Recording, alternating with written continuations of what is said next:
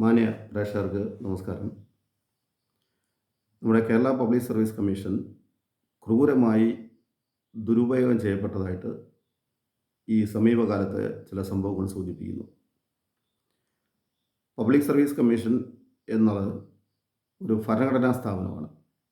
പല ആളുകളും വിചാരിച്ചിരിക്കുന്ന പോലെ അതൊരു സർക്കാർ ഡിപ്പാർട്ട്മെൻ്റ് അല്ല, അതൊരു ഭരണഘടനാ സ്ഥാപനമാണ്.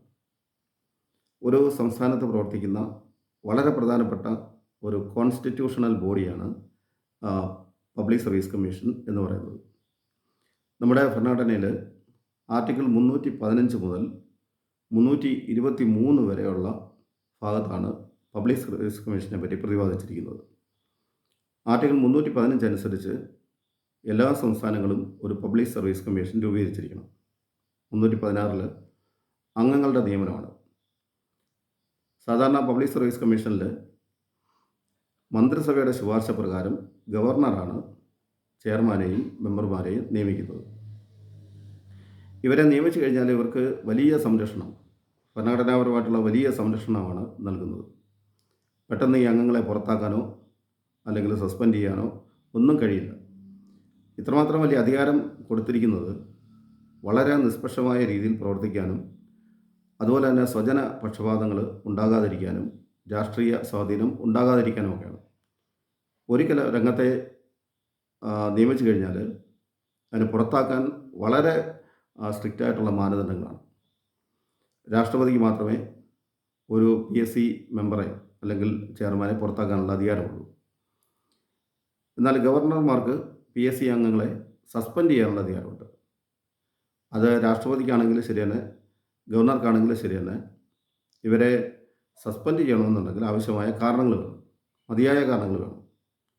പുറത്താക്കണമെന്നുണ്ടെങ്കിൽ സുപ്രീം കോടതിക്ക് അന്വേഷണത്തിന് വിട്ടിട്ട് സുപ്രീം കോടതിയുടെ റിപ്പോർട്ടിൻ്റെ അടിസ്ഥാനത്തിൽ മാത്രമേ പുറത്താക്കാൻ കഴിയൂ. അപ്പോൾ ഇത്രമാത്രം സംരക്ഷണം കൊടുത്തിരിക്കുന്നത് നിഷ്പക്ഷമായ പ്രവർത്തനം ഉറപ്പുവരുത്താനാണ്. ഏകദേശം ഒരു സെമി ജുഡീഷ്യറി പവർ പോലെയാണ് ഇവർക്ക് അധികാരം കൊടുത്തിരിക്കുന്നത്. ഇങ്ങനെ ഈ ചുമതലയിൽ കയറി കഴിഞ്ഞാൽ പലപ്പോഴും അവർ ഒരു സെപ്പറേറ്റ് ഒരു ഇതായിട്ട് നിന്നുകൊണ്ടാണ് ഈ കാര്യങ്ങളൊക്കെ ചെയ്തു വരുന്നത്. വലിയ സ്വാധീനത്തിനൊന്നും വഴങ്ങത്തില്ല. തിരുവനന്തപുരത്തെ പട്ടത്തെ പബ്ലിക് സർവീസ് കമ്മീഷൻ്റെ ഓഫീസിൻ്റെ മുന്നിലൂടെ പോകുമ്പോൾ അറിയാതെ തൊഴുതു പോയിട്ടുണ്ട്. കാര്യം ഞങ്ങളുടെയൊക്കെ കാലത്ത് ഒരു PSC ജോലി കിട്ടുക എന്ന് പറയുന്നത് വളരെ പ്രയാസമാണ്. അത്രമാത്രം പഠിച്ച് വളരെ പ്രയാസപ്പെട്ടാണ് അന്നത്തെ കാലത്ത് PSCയിൽ ജോലി ലഭിച്ചിട്ടുള്ളത്. അഴിമതി എന്ന് പറയുന്ന ഒരു സംഭവം ഇല്ലാതെ ആയിരക്കണക്കിന് യുവാക്കളുടെ ഒരു പ്രതീക്ഷാ കേന്ദ്രമായിരുന്നു പബ്ലിക് സർവീസ് കമ്മീഷൻ. എന്നാൽ ഈ അടുത്ത സമയത്തായി, ഏകദേശം ഒരു 10 വർഷത്തോളമായി PSCയുടെ പ്രവർത്തനം വളരെ സംശയത്തിലായി എന്നുള്ളതാണ് മനസ്സിലാക്കാൻ കഴിയുന്നത്. ആദ്യം 1-2 സംഭവങ്ങളൊക്കെ റിപ്പോർട്ട് ചെയ്തു. പോലീസ് സെലക്ഷനുമായിട്ട് ബന്ധപ്പെട്ട് 1-2 കാര്യങ്ങൾ റിപ്പോർട്ട് ചെയ്തു. അതൊരൊറ്റപ്പെട്ട സംഭവമായി കണക്കാക്കി. പക്ഷേ പിന്നീട് തുടർച്ചയായ സംഭവങ്ങൾ, അനധികൃത നിയമനങ്ങൾ, പിൻവാതിൽ നിയമനങ്ങൾ ഒക്കെ കൊണ്ട് വളരെ കുപ്രസിദ്ധമായി മാറിക്കഴിഞ്ഞു നമ്മുടെ Kerala public service commission. Kerala public service commission 1956 രൂപീകൃതമായത്. അതിനുശേഷം വളരെ പ്രസിദ്ധരായിട്ടുള്ള മഹാരഥന്മാരാണ് ശരിക്കും PSCയുടെ ചെയർമാനായിട്ടും മെമ്പർമാരായിട്ടും ഒക്കെ ഇരുന്നിട്ടുള്ളത്.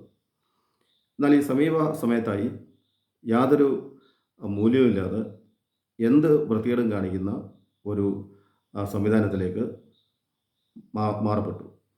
അതിന് കാരണമായിട്ട് വന്നിട്ടുള്ളത് ഇതിൻ്റെ തലപ്പത്തേക്കും അതുപോലെ തന്നെ മെമ്പർമാരായിട്ടും വന്നിട്ടുള്ള ആളുകളുടെ നിലവാരമില്ലായ്മയാണ്. വലിയ രാഷ്ട്രീയ സ്വാധീനം ഉപയോഗിച്ചുകൊണ്ടാണ് ഇങ്ങനെ മെമ്പർമാരും ഒക്കെ ആകുന്നത്.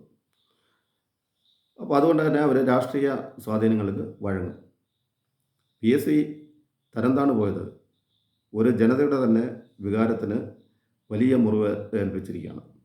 നമ്മുടെ കേരള പബ്ലിക് സർവീസ് കമ്മീഷൻ ഇന്ത്യയിലെ ഏറ്റവും കൂടുതൽ മെമ്പർമാരുള്ള ഒരു സ്ഥാപനമാണ്, പബ്ലിക് സർവീസ് കമ്മീഷനാണ്. കേരളത്തിൽ 20 മെമ്പർമാരും ഒരു ചെയർമാനും ഉൾപ്പെടെയാണ് ഉള്ളത്. എന്നാൽ കേരളത്തിൻ്റെ ഏകദേശം 8 ഇരട്ടി ജനസംഖ്യയുള്ള UPയിൽ വെറും 6 പേര് മാത്രമേ ഉള്ളൂ. മഹാരാഷ്ട്രയിലാണെങ്കിൽ 5 പേരേ ഉള്ളൂ. ഇത് മാത്രമല്ല, union public service commission India ഒട്ടാകെ പരീക്ഷ നടത്തുന്ന യൂണിയൻ പബ്ലിക് സർവീസ് കമ്മീഷന് 9 തൊട്ട് 11 വരെ മെമ്പർമാർ മാത്രമേ ഉള്ളൂ. എന്നാൽ കേരളത്തിന് മാത്രം ഇത്രമാത്രം മെമ്പർമാർ. ഓരോ മെമ്പർമാരുടെയും സേവന വേതന വ്യവസ്ഥകളെന്ന് പറയുന്നത് വളരെ വലുതാണ്. ലക്ഷക്കണക്കിന് രൂപയാണ്, ഏകദേശം 3 ലക്ഷത്തോളം രൂപയാണ് ശമ്പളം ഇനത്തിൽ തന്നെ ഉള്ളത്.